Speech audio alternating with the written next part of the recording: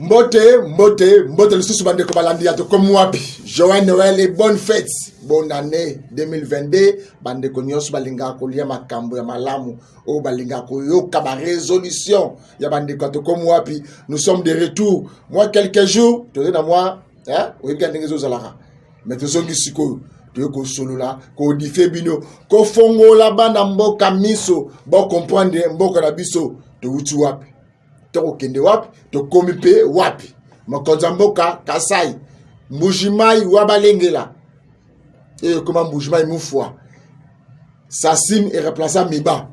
Mais makonza mboka kekuna na Mbujimai. Et le ko kamusangai akena Sassim. Profitant de son séjour dans le Grand Kasaï, le chef de l'État s'est rendu ce lundi à Miabi, l'un des territoires dont le sous-sol regorge d'importants gisements de diamants, aujourd'hui source de vives tensions entre les communautés locales et l'entreprise chinoise dénommée Sassim. Histoire pour Félix Antoine Tshisekedi Tshilombo d'avoir une idée claire autour de l'extraction de ce précieux minerai dont l'exploitation a également créé un contentieux avec la minière de Bakwanga, MIBA en sigle. C'est sous les ovations d'une population en liesse et difficilement maîtrisable que le président de la République a fait son entrée triomphale de la cité de Miabi jusqu'au groupement de Benachimungu sur le site minière de la Sassim. Une longue séance de travail autour du garant de la nation avec tous les acteurs impliqués dans le contrat entre le gouvernement et l'exploitant chinois ainsi que la MIBA. Après avoir écouté attentivement toutes les parties, le chef de l'État a instruit la mise sur pied d'une commission paritaire composée notamment du gouvernement à travers les ministères des Mines, du portefeuille du Collège Mines et Énergie du cabinet du chef de l'État et de la MIBA. Nous sommes très contents de l'arrivée du chef parmi nous parce que beaucoup de gens ne connaissent pas les réalités de la Sassim. On a toujours qualifié à tort la Sassim d'être une entreprise chinoise. Alors qu'à la Sassim, la partie chinoise a 50% de parts sociales et l'État congolais a 50% de parts sociales. C'est ce que beaucoup de gens ignorent. Nous nous étions réjouis lorsqu'il a demandé à ce qu'au niveau de l'IGF, on vienne enquêter pour établir les responsabilités de chaque partie. Je pense que l'IGF a déjà fait son rapport. Le président n'ignore rien de la situation de la Sassim. Il a toute la situation et il sait quelles décisions prendre pour l'intérêt général de chaque partie. La plupart des travailleurs de la Sassim se plaignent de tout. Des mauvaises conditions de travail au non-respect des heures supplémentaires en passant par des contrats de travail que réclament les ouvriers avec plus de 3 ans d'exercice comme journaliers. Toutes les recettes sont donc bonnes pour inciter les agents à la révolte. Nous sommes en train de passer un moment tellement difficile dans cette société. Parce que c'est notre société, ça se trouve dans notre pays. Mais nos frères sont tentés de nous maltraiter sérieusement. Parce que si nous suivons, la société n'a pas de convention collective. Quand cette société a commencé, on nous paye 26 jours, le mois de 30 jours, et on nous paye 27 jours, le mois de 31 jours. Mais à un certain moment, on commence à nous payer 22 jours. Le mois de 28 jours, on commence à nous payer 20 jours. Quand on est au mois de septembre, l'année début de cette année, on nous a payé 20 jours. Ce n'est pas correct. Parce que si nous suivons la loi congolaise, une société, après 6 mois, la société doit être dotée d'une délégation syndicale. Mais cette société a 8 ans sans cette délégation syndicale. Mais ngai naza pensionné. Toza ba pensionné na équipe tozalia o siko le londe mo kona biso sukawa. Lobby to ko kende libela. Mais tozangi ataka do moko. To sengi bakado baboy. Balobi bo pesa ba doléance, to pesa ba doléance ba bengali biso. Yango wana nga na baksiwana. Tozala le côté. Ba baninga ba tikala kusala musala. Ba kusala bien té.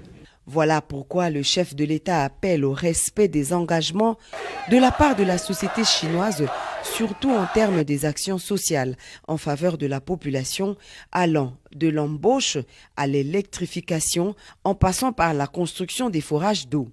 Le président Félix Antoine Tshisekedi Tshilombo insiste également sur la révision à la hausse des salaires des agents en colère depuis des années. mais le tout devra se faire dans le respect des termes du contrat gagnant-gagnant entre les parties, mais surtout remettre la MIBA dans ses droits sans pour autant léser l'investisseur chinois qui a demandé aussi à l'État de protéger ses intérêts. Mais bandeko na biso ya Kasai, vous avez hypocrite pour nani. Voilà la vérité. Sassim n'est remplaçant MIBA officiellement à Kasai. Point barre.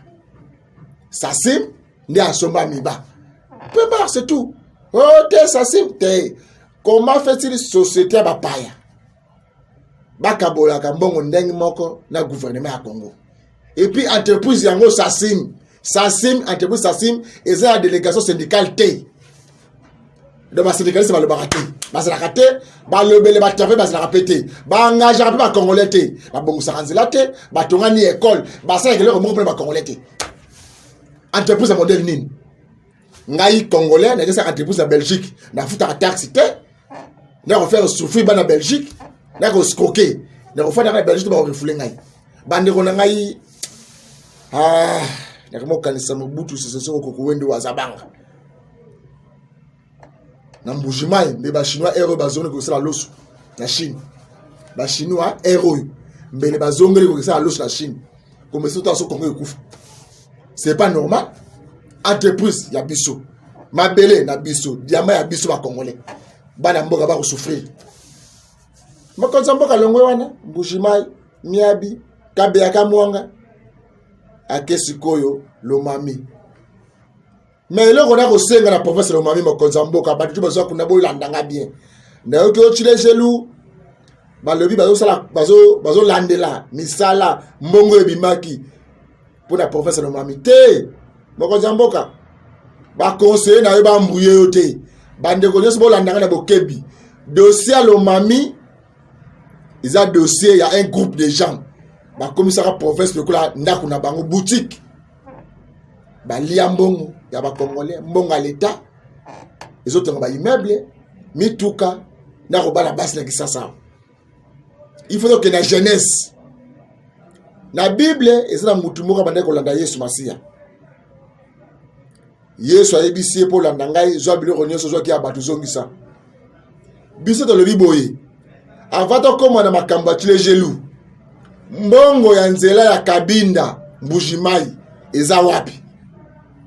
Bande kwa Lomami bozola nangai jeunesse Lomami ba député nationaux professeur ba sénateur mbongo misolo passe na Congo boyiba ka ba million tala ko bongsa mande tata mukolo moyibi yokanga nanu mbongo ya nzela banda Kabinda Timbujimai banani balia yango ezabe place nini tozola Lomami nous avons l'occasion de le là, c'est un bon qui ça. Mais il faut que la cima. Ma tante en prône pour poursuivre pour ma cambo les quatre. Mais au tigre d'engeni. Mbongo les ayo. Un groupe de gens, comme si pour ça le moment de boutique na bango, banda kuna bango, peuple qu'on a souffrir. Mais yo aux mbongo à l'état, aux amis solo, aux amis de développement province.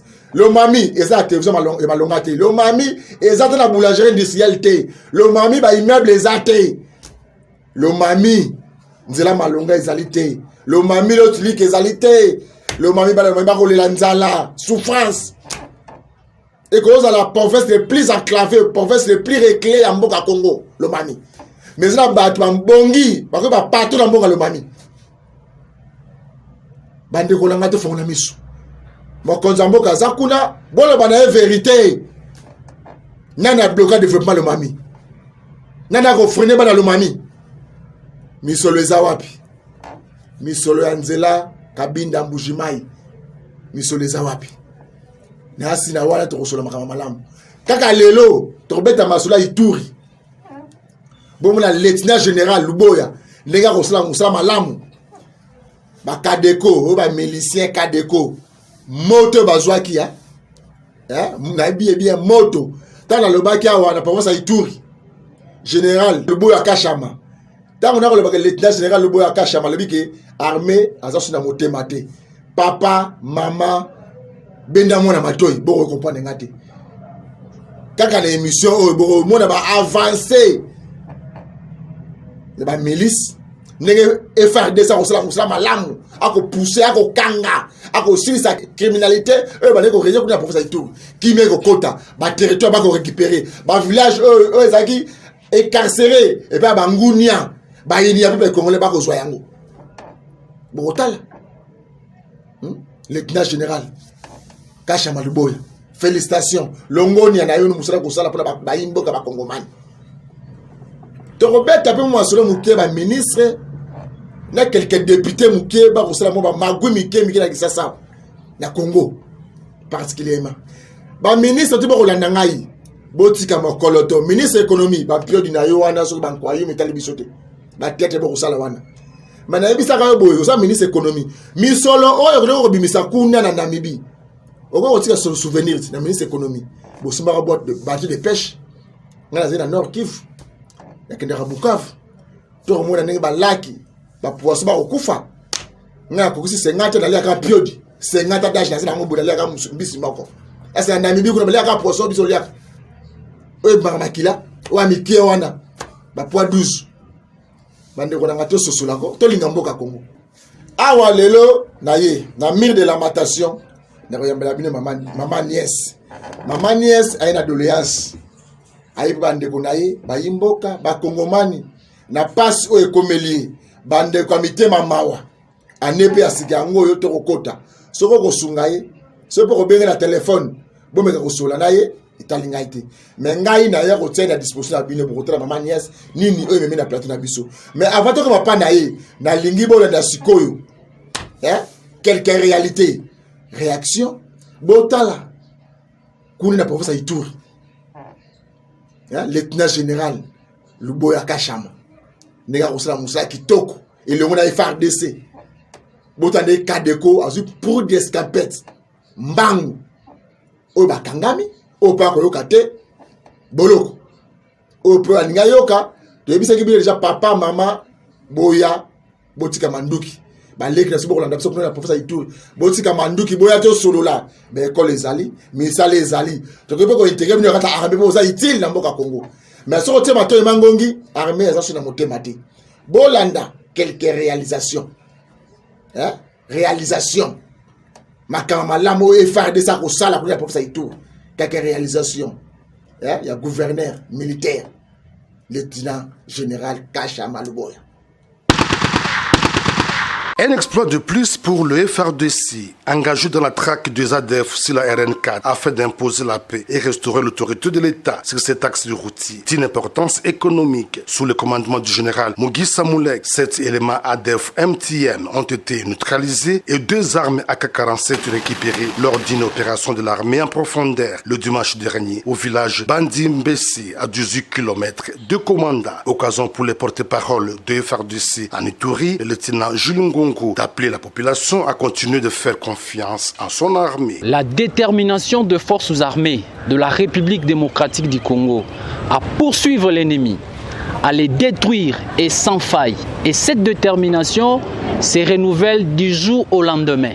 Hier, votre armée a neutralisé 7 éléments ADF MTM, des nationalités somaliennes, tchadiennes.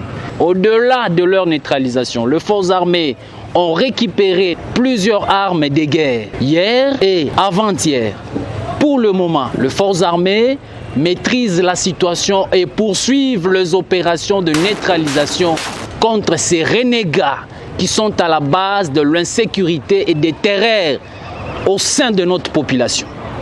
Pour galvaniser et booster les éléments de forces armées à une victoire finale contre ces terroristes, les gouverneurs militaires, commandant des opérations, le lieutenant général Luboya Kashama appelle toute sa population de raviver la collaboration et de soutenir les forces armées pour une victoire finale. Nous sommes à l'élan victorieux contre tous ces ADF qui sont dans un état d'abattement et aux abois. Les éléments résiduels des ADF sont en errance dans la région de Wallace et Vonkoutou, aussi d'Irumu, suite à la puissance de feu de la coalition FARDC-UPDF. Preuve de la détermination du commandant suprême de l'armée et de la police, le chef de l'État, Félix Antoine Tshisekedi Tshilombo, d'en finir une fois pour toutes avec les groupes armés étrangers et locaux qui troublent la quiétude de la population. En cette période de fin d'année où les ennemis de la paix cherchent à troubler la quiétude de la population de Bunia et environ,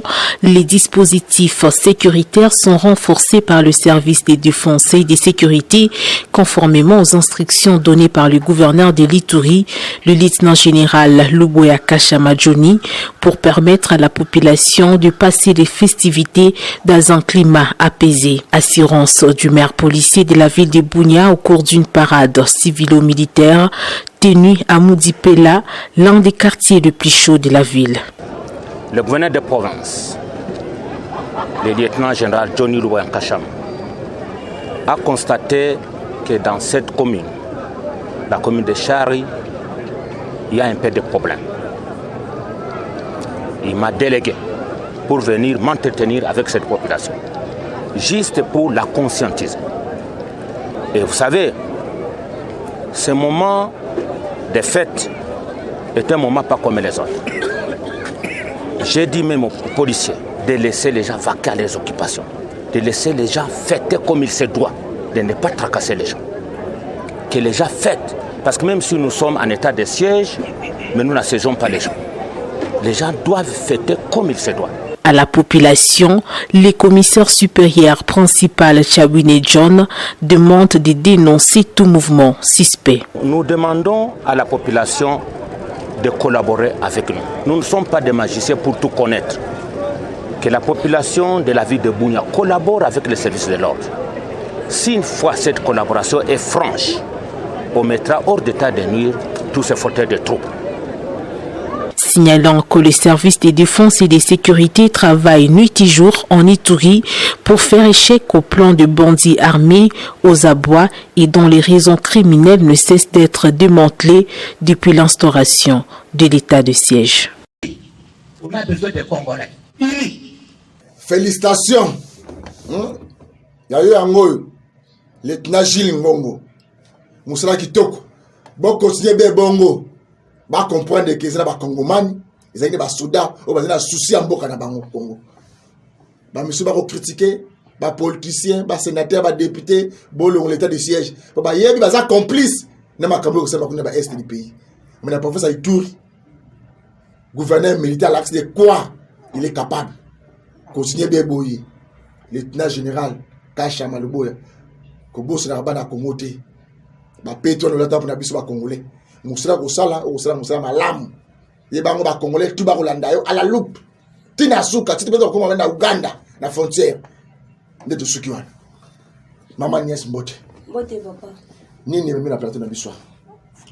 Na yiko senga lisungi pa bande wana ba Congolais, ba chrétien, na ba sala nzambe. Oye ko senga lisungi na bande kona ba Congolais, na ba sala nzambe. Lusungi yango oye ko senga lisungi na nzela nini? Nini pe komelio to pe nini pe komelagio eloko ekomeli ngai nasalaka mbongo na nzela ya mai vajaki na kena lusengo koleka mbandaka tokatisi mwa ebale misato bato bakendaka na nzela mai bayebi ebale misato vers ba 18h tosalaki ngele okweya na bwato nyonso tozalaki nango ekei na mutu moko pe azalaki kati na biso kombone papa Jape akufaki ato bayebi bayebaki asa akufi na ye papa nani papa Jean Jean nani Jean toyebi kana kombo ya Jean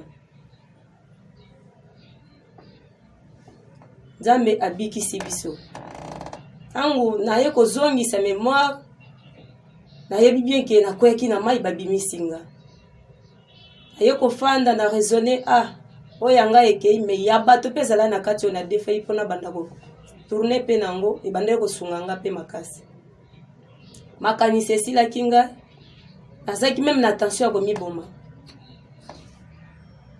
asengi na Nzambe na kosala oboza nani tala kamera azalaki na tension ya ko miboma parce que na chaki makanisi soki na zongi bakolo mbongo bakotuna ngai. Bon, on a sambeli pe naza pe chrétien lokola bino. Jamba le bité ko sala bongo te. Ezali makambo muke eyelaka pe bato. Yebisa bandeko no ba congolais, yebisa basali na Nzambe, yebisa pe bana na Nzambe, ba musicien ya Nzambe. Yango nde pousser ngaki na komesika bino bozali o na yebisa bino pasi oyo ekomeli ngai. Passe oyo ekomeli yo za musicien, oza pasteur, diacre, diaconesse. Aza diaconesse. L'église ni? Fait pas quoi. Fait pas quoi nzali malamu. OK. Ya combien ni? Sambelaka côté ya kakokolo kuna. Côté ya kakokolo. OK, misolo yango ebungaki. Ezaki combien? Ezali 3 millions. 3 millions de francs congolais. 3 millions de francs congolais. De francs congolais. OK, mbongo yango soki on Afrika to zoki na banque moko quelque part. Te na zoki na finga teza mbongo moko bachela kinga na likelimba. Mbongo bachela na likelimba. Sikoyo na minute yo. Ina mono za penjo to makasi na. Oza na bana combien? Oza bana 4. Oza bana 4. Oza to makasi. Oza mbongo ya kopesa mbongo ba. Sikoyo naza makasi ya koluka me lisungi oyo ata mukie oyo nakoki obanda nango po na futa ezati. Sikoyo awa oyo na plateau na biso mire de lamentation na itaka 120 et pas ndeko lézère. Nini ne maki yo awa et comme ça yo ana biro na biso. Eloko ekomisi nga weza makambo malamu ongala monaka papa Eliezer asalaka. Nde pusaki nga ke naya na radio na ye a contacter bandeko na ngai pe na yebisa pe na papa ye moko. OK, tu veux que numéro de téléphone non? Pesa ce numéro de téléphone non? 082 80 71 519. Bandela 082 80 71 519. OK, t'as la caméra na biso sikoyo.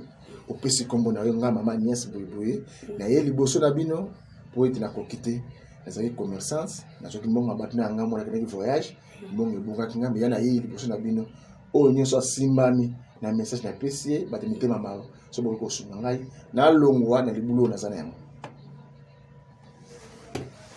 sola na bande bandeko na ngai ba congolais ba congolaise basali na Nzambe bana na Nzambe ba chrétien na ye liboso na bino pona koyebisa bino pasi oyo ekomeli ngai azwaki mbongo ya bato pona kosala ngo mbongo okende nango na nzela mai eke kobunga ngai likama oyo ekomeli nga komisi nga na moma ya komiboma me lokola Nzambe aza na bomoi alobi te ekende bandeko no bazali yango ekomisi nga pona kosenga bino yo muto simbama na kosala bolamu Biblia elobi koba na kosala bolamu Nzambe pe akopambola yo Nzambe pe akosisa ba problème yo za nango o etungisaka yo nazo senga na yo Nzambe na lola simba motema na yo omona pasi oyo ekomeli nga lokola ya yo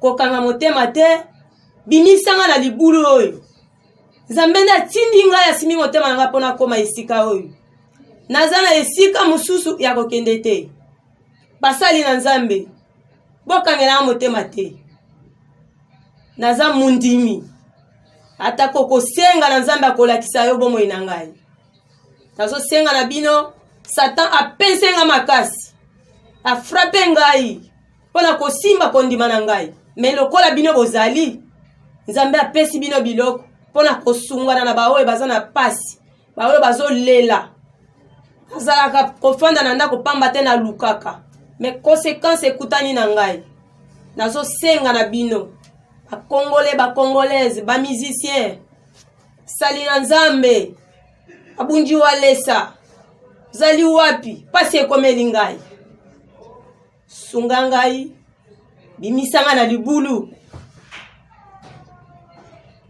Mama Godé Mama Nana ya fait pako ngai mama Niès na ye na uta binzela Equateur na mboka boys autaki nzela ya Équateur na Lusengu bato bayebi na Lusengu bayebi bien oyebi babwata mike bato bamataka to glisse nzambe aza musungi munene abikisi biso ndeko moko tozala na ye na kati akufi kombo na ye papa Jean akufi na ye akei mais nzambe asungi biso tozala na bomoi nyonso tozalaki nango babotoli echoli nango ekei mais lekeli ngai penza pona omo ya ngai nyonso esila problème eza te nzambe opesanga mais ya bato azopensenga makasi même kolia boye na ndako naliaka te nzambe atindi ngai epa na yo yo moto ozotalanga yo moto ozwaka pasi mpo na baninga basi oyo balambulaka mai lokola mbwa basi oyo bakotaka bagene ngai naza intercesseur lokola yo tala satan ndenga simi ngai me lukaki obimisanga na kati ya pasi oyo paske nakomi na moma yake namela takisi nakufa po ambrieme eza makasi selon quartier oyo ngai nafandeli nateyaka mpe bana na nzambe mpo na kotinda bango na nzela ya nzambe mpe na konseyaka mabala oyo elingaka kokweya seke na place ngai nafandeli mosala oyo nasalaka ya nzambe diable asepelaka te yango alandaki nga ntina voyage koluka kokweya na ngai me lokola bino bozali nzambe apamboli bino ezali mpona kosungana na bayo bazolela ngai oyo naye kolela epai na bino bosunga ngai bosunga ngai bana na nzambe basali na nzambe bobosana ngai te mama nana ya dina bala nazolela makasi pasi ekomeli ngai bosunga ngai mama gode azosenga na bino boyi ya kosunga ngai bobimisanga na kati ya libulu oyo ogimwimpa oza wapi asala nzambe bosunga mwana na bino ya nzambe yeyo azolela mbongo abatu ekei numéro de téléphone na 082 80 71 519 082 80 71 519. Ok, merci Bandeko Balandia. Comme moi, vous avez bon maman Agnès, avec la mère de lamentation. Mère de lamentation, je pense que espace sur la bouche que yokai. Ndeko nyos o asimbami. Na maloba o maman Agnès alobi a pesi numéro de téléphone naï. Eza musala obiso salaka. Awa eza mère de lamentation. Eza retrouvaille ya ba congolais o ba kabolaka. Na ba politicien. Na ba tupe mususu basaka mo change. Malgré biso na année oyo na to comme télévision na siège na biso itaga 120 comme na kisa quartier mbaka te beng sa bande ko muso mutia malamu o ba se perdre la muso na biso salaka boye pour rendre biso visite ba félicitations na ba remarque et que ça biso malamu ya na bandeli lisusu bonne fête na bande ko nyos o balinga kolanda to comme télévision na YouTube na biso ndeko les autres kokoma bande ko na ngai na kotika te ko beta CT na tourner oyo mokonza mboka kosala kunda Grand Kasai bana Kasai faut fongola misu Kasai za kokufa Kasai za kokufa botle misa Kasai boye ba peko ba vérité boye ba peko ba vérité boye ba solo vérité sauvera mutu Kasai za à genoux il faut téléma na sepeli na ba travailleur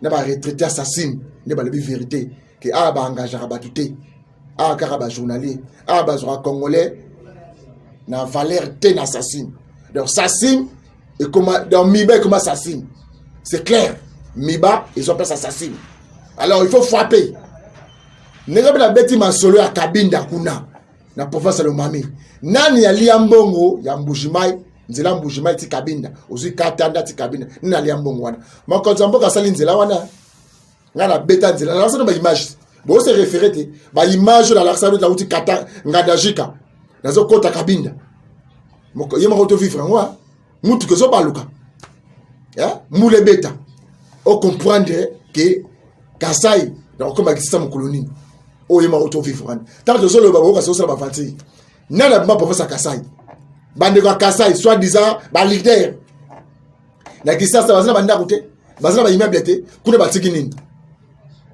bande ko bazola ndangai bande ko bazana ba na Kasai o bazana nda kute même hôtel ko pesa ete bande ko boyo kanga bande ko Kasai ne bazo ya kuna o atonga nda kute même hôtel na yo ko de ça ta pesa ba million aluka nda kuna yi atonga ta caserne lala soni o wapi ya ba misu bakmo ko la banda ba ninga ba camarade mais on na mbongo ti na kisasa ba immeuble na mbongo no sala nini o sala ni pour Congo yo ministre député sénateur nini o sala pour mboka na Congo mama ye mama ni esa kolela bosunganga na bungusi mbongo na boyi na sala kindumba na boyi na senga na balabala na beli na basala nzambe ba chrétien ngai pela za mondimi lokola bino nga manies bo sunganga yeyo exemple pour na bino aye tout le monde a bokasi la bino ba congolais misolo yango bolobaka o boyibaka pour boyibaka ba million normalement ça a besoin ba million te il y a besoin il y a 3 millions ça c'est à peu près $1,500 quoi 5 mais bien besoin ba combien de millions boyibaka ba combien de millions boyibaka moi 10 mois je présente maman ou ça ba ko sunga uti to suki abra mokolo malelo tikate kimi ya kolonza mbeze na mapote na bino to kote mokolo malobi